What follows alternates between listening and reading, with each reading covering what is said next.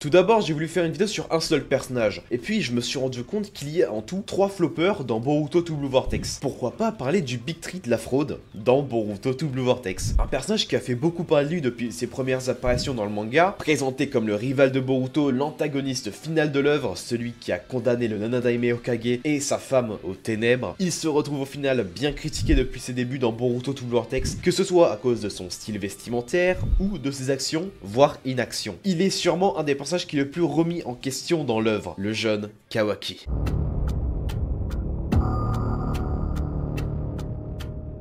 Présenté dès le début comme l'un des sous-fifres de Jigen, il fut au final très rapidement adopté par le 7ème Hokage Naruto Uzumaki, qui a tout fait pour lui retirer ce côté sombre en lui. Mais en vain. Kawaki était même très apprécié des fans, un jeune garçon troublé qui n'est pas un Uchiwa ou un Uzumaki ou quoi que ce soit en fait. C'est un garçon comme les autres qui fut rattrapé par la réalité du monde shinobi. Tout commença lorsqu'il a déclenché l'omnipotence de Eida par jalousie envers Boruto et également le présumé meurtre de Naruto et Hinata. Dans Boruto to Blue Vortex, Kawaki est devenu quelqu'un d'important à Konoha et surtout il possède toujours cette arrogance mais en pire. En gros, il fait vraiment l'alliance. Car en effet, depuis maintenant plusieurs mois, Kawaki traîne une réputation de flopper, de fraude. Et franchement, je vous le dis, hein, c'est absolument pas mérité. En réalité, Kawaki est vraiment un roi, car c'est... Enfin, ça c'est ce que j'aurais dit si j'étais un énorme fils de pute. Bref, honnêtement, je trouve que Kawaki abuse de fou. Donc déjà, dès le chapitre 2, il se fait tabasser. Vous savez, par les Nomu là, oui. Ceux qui se font one-shot par Chocho, oui, ceux-là. Il se TP derrière lui, il a un Rinnegan, c'est un Nomu, il l'attaque. Putain, ça me rappelle quelque chose ça, mais je sais plus quoi. Et au final, il le one-shot et il fait manger la terre à Kawaki. D'ailleurs, merci monsieur le scénario, car d'habitude, les Nomu croquent leur proie, et là, il lui a fait tout simplement bouffer le sol. Donc ça aurait été la fin du monde à cause de Kawaki. Après, on va sûrement me dire que c'est à cause du fait que le Nomu ait commencé à évoluer, car il a un Rinnegan, mais bon. Et au final, il fut sauvé par Shikadai, et je pense que c'est à ce moment-là qu'il aurait dû se remettre en question. En soi, c'est vraiment un Ishiki 2.0, et en parlant d'Ishiki, il doit tellement se retourner dans sa tombe. Ses deux héritiers Kode et Kawaki sont des teubés pas possibles. Ensuite, oh là là, oh. Kawaki il sort de chez lui, donc il est à côté de Mitsuki, et puis on nous montre la POV de Boruto, de Shikamaru, et là bim, on se retrouve avec Kawaki en train de lécher le goudron parce que Mitsuki l'a anesthésié avec son petit serpent.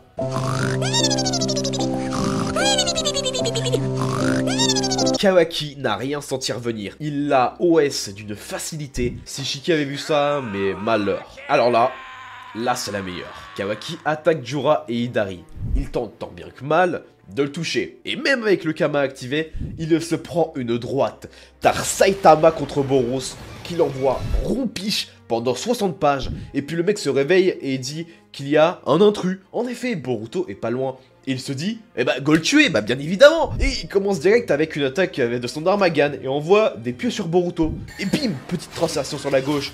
Il les esquive, mais d'une simplicité sans égale. Kawaki est choc-barre de baiser. Il réessaye, Boruto tape un pas de dents sur la droite. Il les esquive, Kawaki lui fonce dessus et bam, uppercut dans le bide et le revoilà en train de bouffer le sol. Et enfin, pour achever la bête saignante sur le bas-côté de la route, Boruto dit « Oh, tu t'es même pas entraîné, pas vrai ?» Bien, retournons 3 chapitres en arrière. Je cite « Que viens-tu faire ici? Si tu as choisi ton village natal pour mourir, je peux t'aider à le faire maintenant. » Et maintenant, revenons à 3 chapitres après. Voilà. Et voilà pour la fraude de Kawaki. Il représente vraiment l'inutilité en personne, c'est fou.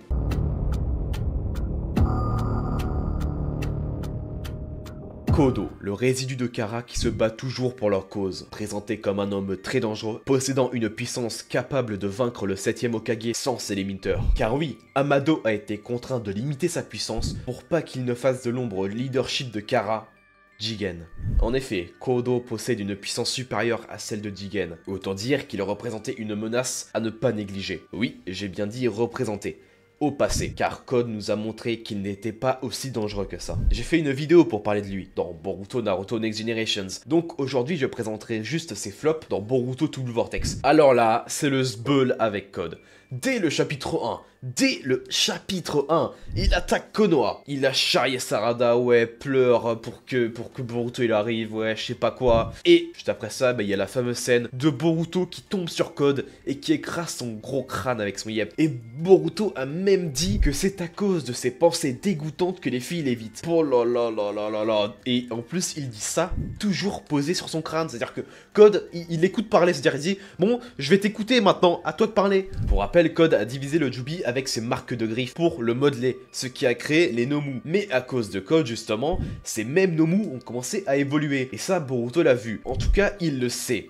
Et il dit à Code qu'il faut très rapidement les arrêter avant qu'il ne soit trop tard. Voilà la réaction de Code. Il y a 2 ans, tu t'es enfui, car tu ne pouvais rien contre moi. Tu vas me dire que tu me laisseras la vie sauve? Je suis sidéré quand le bluff atteint un tel niveau. Bon, Code. Hors RP, franchement.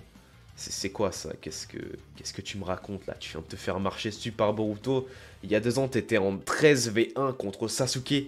Qu'est-ce tout ta putain de sans déconner. D'ailleurs, prochainement, je parlerai de cette scène, car j'ai plusieurs choses à dire. Donc, naturellement, Code ne veut pas, et veut se cogner avec Boruto. Ce qui est, très logiquement, la pire idée du monde. Mais bref, Boruto dit la fameuse réplique « Il n'y a pas de remède à la bêtise, Code. » Et activation du Rasengan Uzuiko.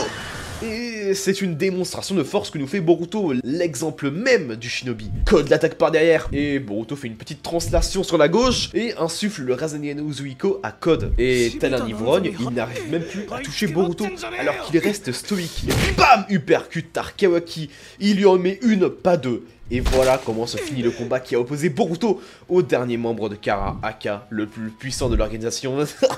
Pour un mec qui disait je vais te tuer il y a 6 pages, c'est quand même cool, hein. Heureusement pour lui, son frère d'armes vient le sauver, ce Kawaki, et il parvient tout de même à s'échapper et retourne dans la dimension de la stèle. Malheureusement pour lui, un crapaud de 30 cm s'était caché malencontreusement dans sa poche, heureusement qu'il ne l'a pas remarqué. Puis Boruto fait un slash TP sur lui, et c'est à ce moment-là que les Ego Shinju ont spawn. Et en même temps, Code se dit tiens, que fout mon pote l'alcoolo dans un arbre? L'alcoolo c'est Bug, hein. Sinon rien à voir, mais je sais pas ce qu'ils avaient avec ce genre de nom dans Kara, mais waouh. Code, Bug, vous avez compris, informatique, bref. Bug est devenu un pervers. Bon, je suis désolé, je vois que ça. Mais par contre, ce que je vois aussi, c'est que Code est toujours claqué au sol. Il ne comprend rien à ce qui se passe. Il est à côté de Boruto tranquille, il est là, il est en train de se tirer dans le ventre, il est en PLS. Et puis là, Ego Moigi qui vient achever l'ivrogne mourant sur le trottoir. Elle dit « Tu n'es qu'un bouffon dont le destin a toujours été d'être manipulé par les autres. » Wow. Ego Moigi, je t'aime. Boruto demande de l'aide à Code, car il est en 1v4. Et là, Code se dit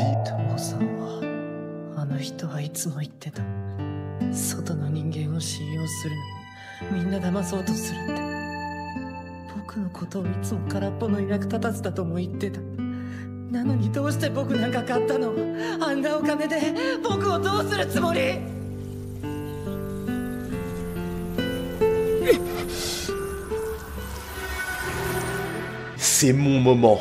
On s'est foutu de moi. Je suis Code. Je suis Code. Je vais tous vous détruire. Je suis dans Kara. Jigen c'était mon frérot. Ishiki c'était mon frérot. Il m'a donné une mission. Je vais la réaliser. Et je vais tous vous rabattre, bande de fous. Et il s'enfuit. D'ailleurs, sur cette scène, j'avais fait un petit montage. Et bah voilà la fin de Code. Voilà. C'était très très glorieux. Bon bah voilà. Non, c'est Flopman. C'est Flopman. T'as détruit leurs rêves. Ils sont venus ici en mode shonen. Ce ici en mode shonen. Tu leur as tué leurs rêves. Excuse-toi auprès d'eux. Pardon. Donc déjà, j'y reviendrai dans une vidéo sérieuse, mais le gars attaque Konoha avec des créatures pouvant se servir mutuellement de points de TP. Donc s'il envoie toute son armée, elle arrivera exponentiellement, ce qui est abusé, d'autant plus qu'il en a plus d'1 millier. Donc son attaque de à 2 balles là, c'est quoi? Tout le monde s'est hype en mode Code va détruire Konoha, mais arrêtez de rêver, celui qui va détruire Konoha, c'est le roi Momoshiki. Bon bref, passons à la dernière faute qui est Hidari là.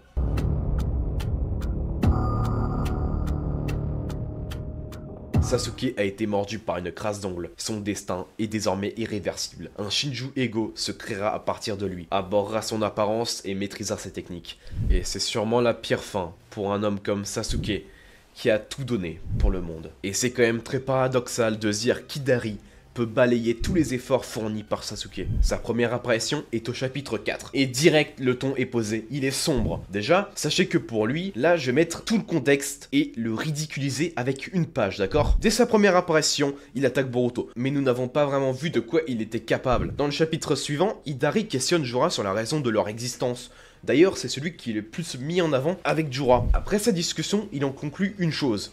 Il veut tuer Sarada Uchiwa, soit sa fille entre guillemets. Et là, ça va commencer. Lui et Jura se rendent à Konoha pour faire la rencontre de Naruto Uzumaki. Et ils arrivent devant la porte, les mains dans les poches, et entrent à Konoha. Ils se baladent ici et là, tuent des shinobi, bref, ils font leur vie. Tout à coup, Kawaki attaque Hidari avec ses pieux.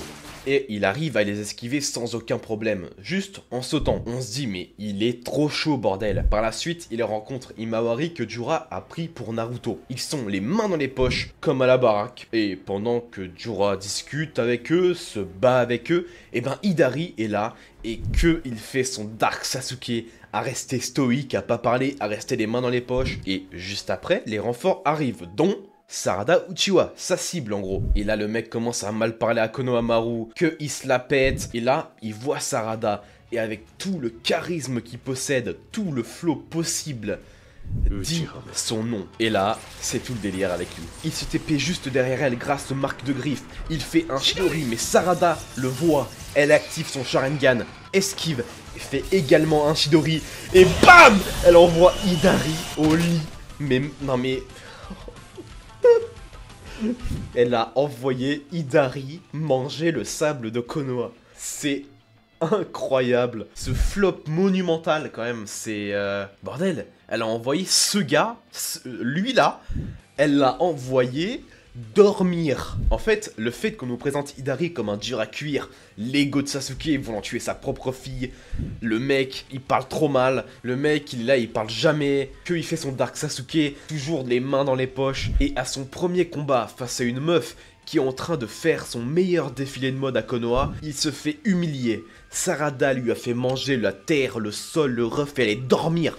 Voilà pourquoi Ida fraude, Kawa fraude, Kodo fraude. Tous ces gars sont vraiment flopesques. J'ai jamais vu ça vraiment. En tout cas, j'espère que cette vidéo vous aura plu. On se retrouve très bientôt. Bonne journée, à la prochaine.